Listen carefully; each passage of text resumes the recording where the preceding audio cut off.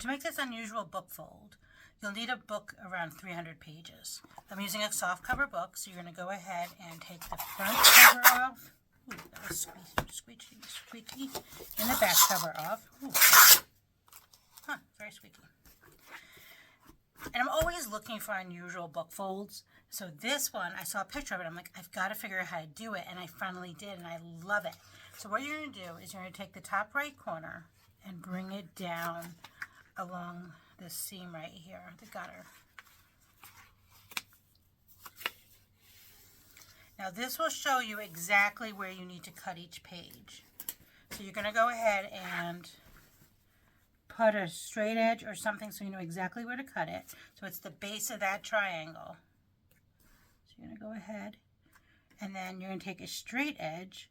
Now you don't want to cut all the way down. That's going to be the trick. You want to leave a bit of a gap, okay? So don't go past right there. And then you're going to go ahead and take your X-Acto knife and little by little, you're going to cut through the entire book.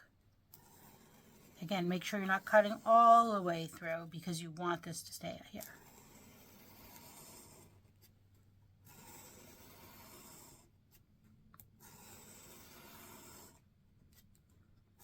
If you're not comfortable with an X-Acto knife, you could use scissors as well, especially if you're working with children.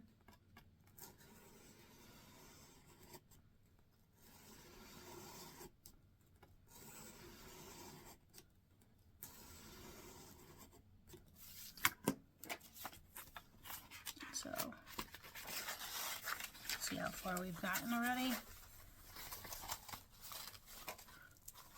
And if something doesn't cut exactly through, you can use scissors just to finish it off, like so. We've got in there. And then this is where you're going to need something to take the pages that you've already cut out of the way. I like to take this hack, which is one of my favorites. You take a sock, fill it with rice, tie it off, and then this will make a really nice weight just to get pages out of your way.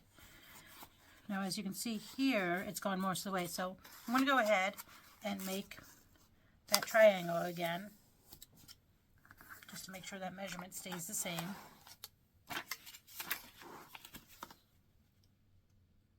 And I'm going to continue.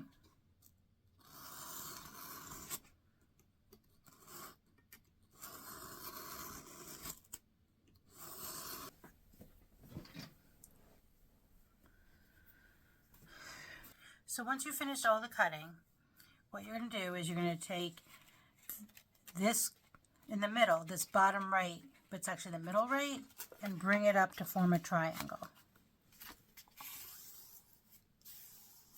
Then you're going to take the top right corner of that triangle and bring it down.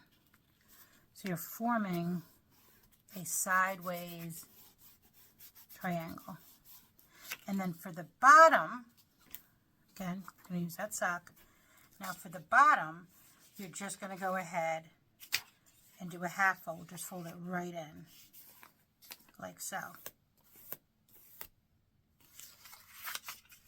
And you don't have to do it evenly as far as you can do all the bottom first, then all the top. Totally up to you. The bottom fold goes quite quickly because you're just folding the rectangle in half, like so. If you have a bone folder, this would be a good time to really make those folds nice and crisp. It makes it just that much easier. But if you don't, you can use your fingernail. You could even just use the back of the scissors gently. Credit card.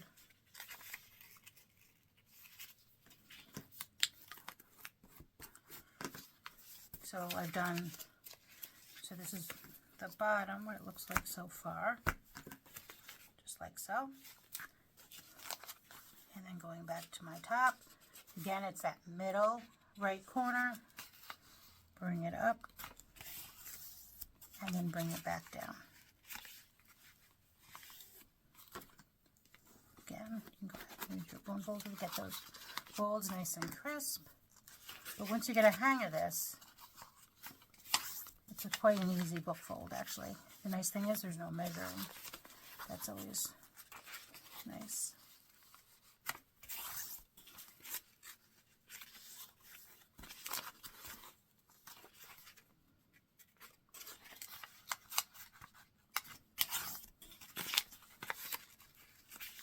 I'll show you what this looks like in a second so you can start to see what you have.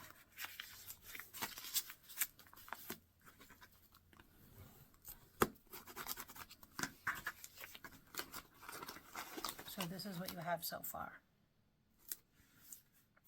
Look how fun that is. It's almost like a base, and then I like to think of this as like a spinner on the top. Can't wait for you to see how we're going to decorate this. So I want to keep going, and then we will meet back at the end for all of the fun finishing touches.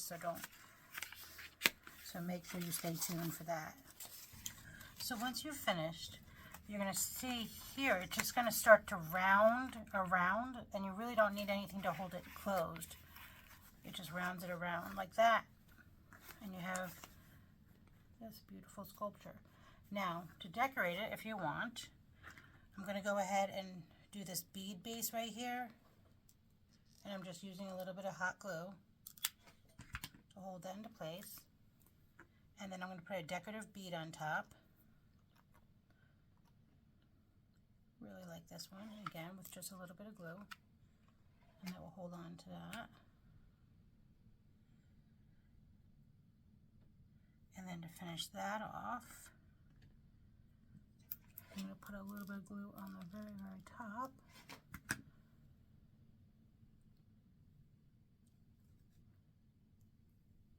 And then just close it off with this little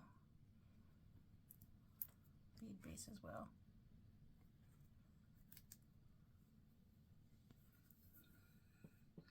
I really think that's really, really beautiful. And then if you want, you could add some paper flowers on the base here. I was thinking maybe you could add some beads right there if you wanted, like so. I just used some old costume jewelry. So I went ahead and made these really fun flowers. Please check out the link above if you want to make flowers like this to decorate. And then what I'm going to do is I'm going to go ahead and glue these onto the base. I'm just using the glue gun to glue it on, like so.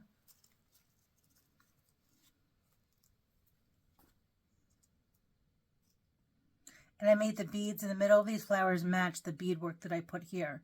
And this is really just leftover costume jewelry. And I'm going to add this one in a contrasting color.